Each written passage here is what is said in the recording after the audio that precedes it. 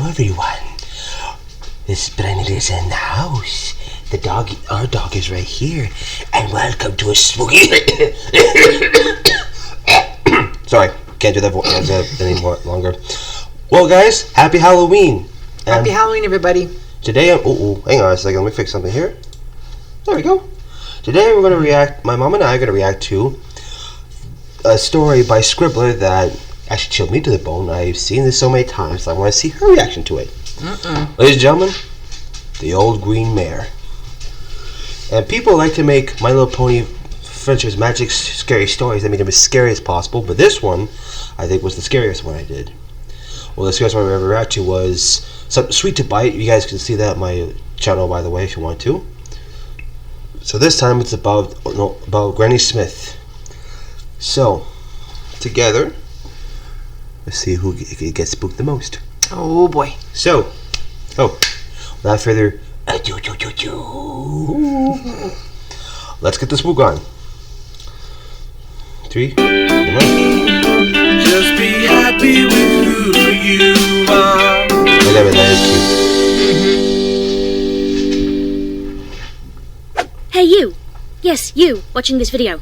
Do you want to own a piece of Scribbler? Only not a lock of hair or blood or flesh or anything else that will get you in trouble with the law?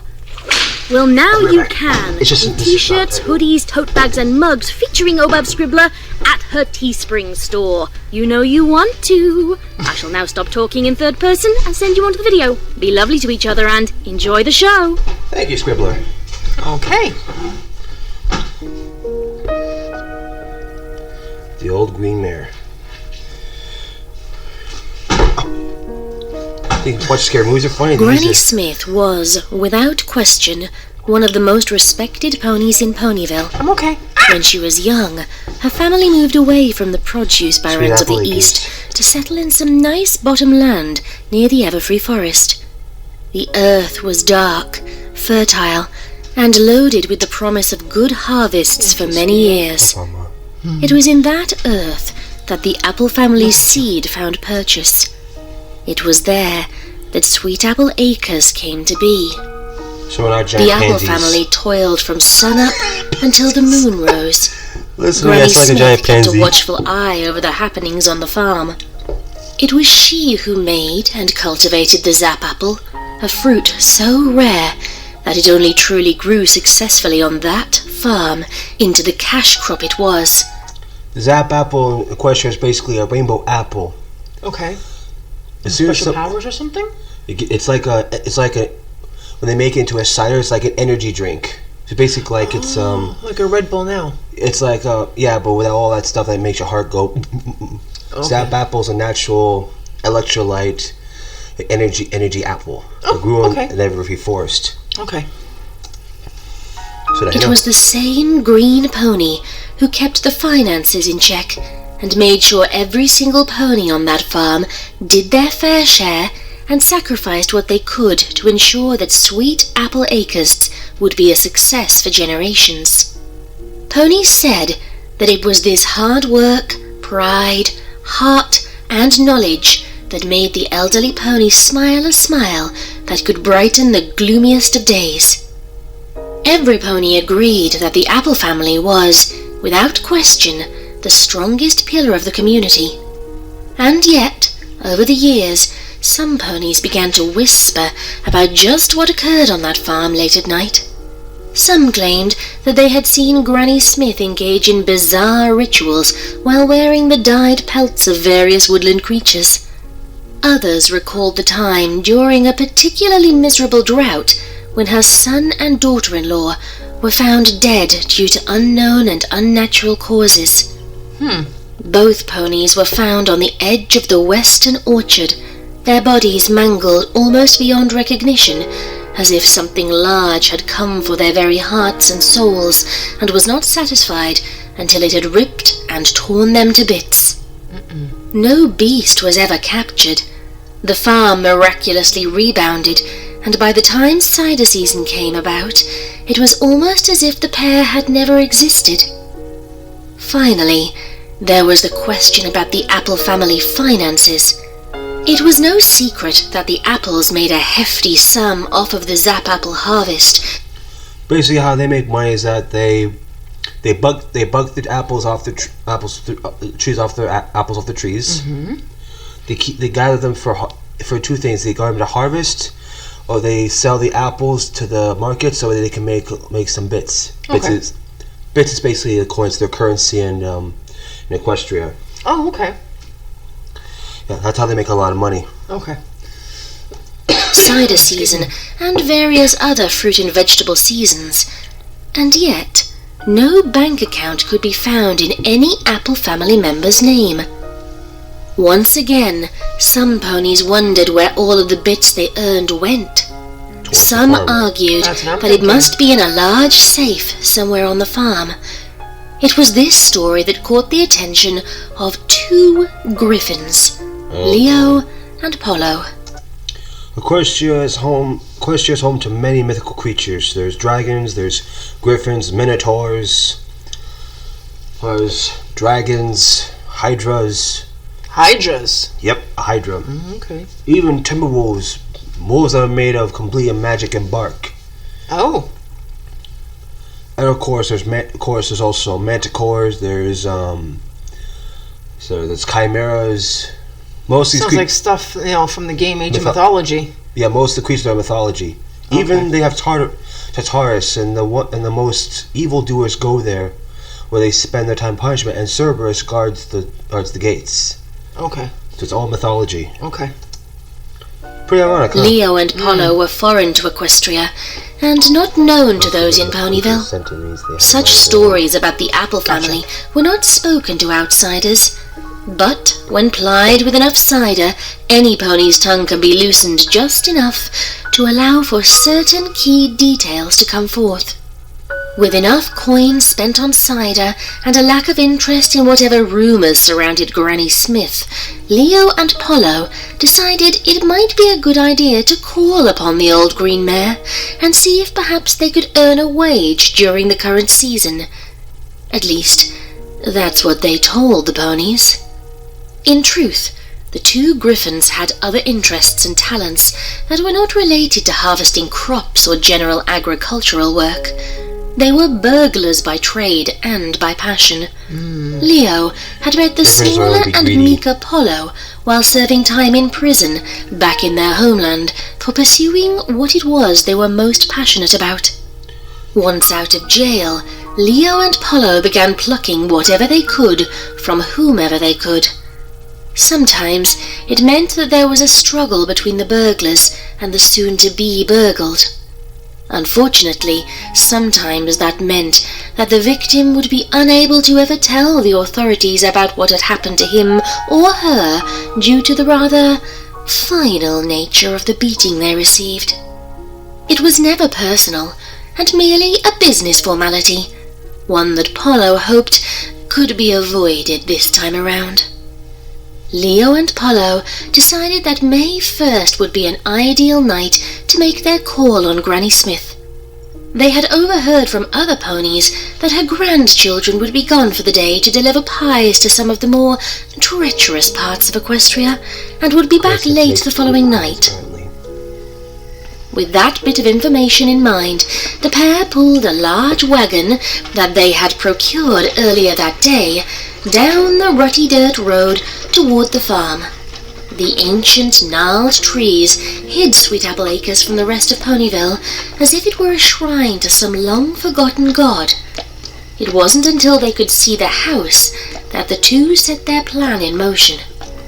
Leo told Polo to pull the cart over to the edge of the western orchard, parking the rear left wheel in a ditch. Once the smaller griffin was in place, Leo would knock on the door and ask if he could borrow a phone due to the wagon being stuck and then being lost. If, however, he could not gain access to the farmhouse that way, he would simply barge in and ask much more forcefully where the money was, and then tie her up and flash a light in the second-story window so that Polo could pull the wagon up, they would load it, and be out of town before the rooster crowed. Polo waited by the wagon, its wheels sitting just inside of the ditch. He watched as the larger, darker griffin entered the brightly lit house. The smaller griffin sat back on his haunches, watched and waited. The minutes ticked by slowly, and as each minute passed, the small griffin became more anxious. Sweat beaded on his brow. His gaze turned toward the dark brown forest next to him. Apollo looked at the trees and their blighted leaves. It was as if rain hadn't fallen on the farm in quite some time. It would be a bad harvest for this family, of that he was certain. After half an hour, Apollo began to fidget nervously. He wondered what could be taking Leo so long. On most burglaries, they were in and out of a place in no more than 5 or maybe 10 minutes. The griffin wondered quietly to himself if Leo had had to get rough with the Old Green Mare. He hoped that wasn't the case, and while beating someone who were burgling might be a standard business practice, it was not one he preferred. The anxious sweat ran down his face, and as he was wiping his brow with a shaking claw, a loud series of blood-curdling screams echoed from the farmhouse. That's the griffin. Yep. Yeesh. Then, complete silence, followed by complete No problem. darkness from Tell me it wasn't within. creepy. Apollo's heart pounded against his breastbone, his eyes wide with fear. He had never heard screams like that in his life. Oof. He could not tell whether it was the Old Green Mare or perhaps Leo. He'd never heard Leo scream, and yet all of his senses were trained on the farmhouse, hoping that it had been the mare. Every muscle in the griffin's body was taut. Then, in the darkness, he could see it under the cold light of the moon. Something exited the house. Apollo felt his breathing stop as the light sound of footsteps came his way, and in the moonlight, he saw her, the Old Green Mare. Oof. Apollo gulped as he watched her slowly shamble toward him. A bright, peculiar smile plastered on her face that held the griffin in check. Apollo had never seen such a bright smile in all of his life, nor had he seen anyone with such orange eyes before.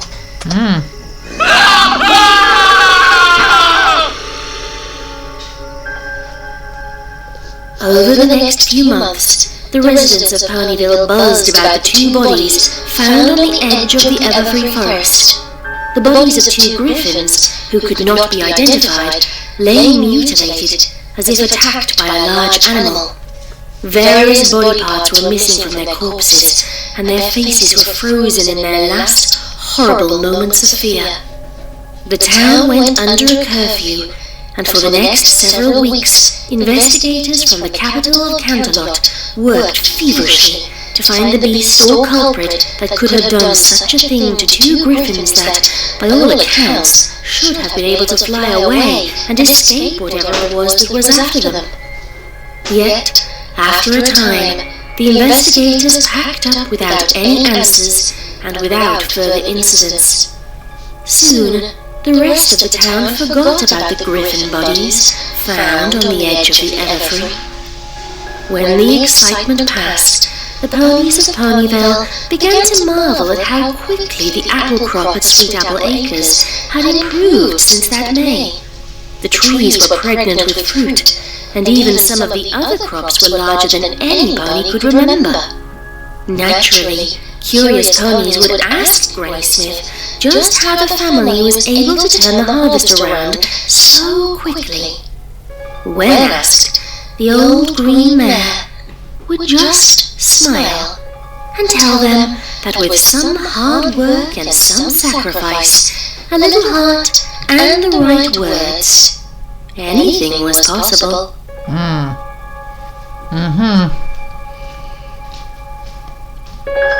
Anything is possible, huh?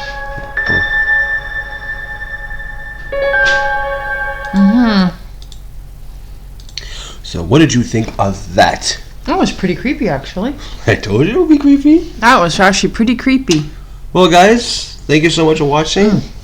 So, I think Alright. I got my mom spooked a little bit. A little bit. A little bit. That's why I was sitting up on shirt like this. I was getting kind of spooked.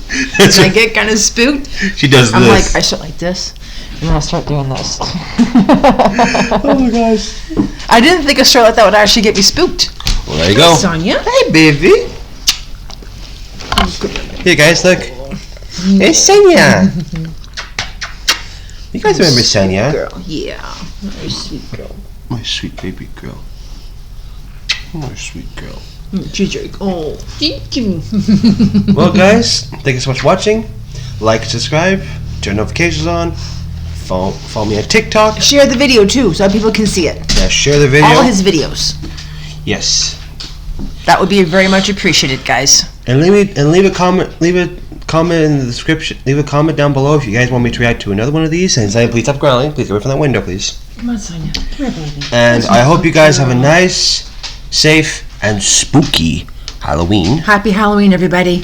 And as always, I'll see y'all in the next house. Peace out, everybody. Bye. Love y'all.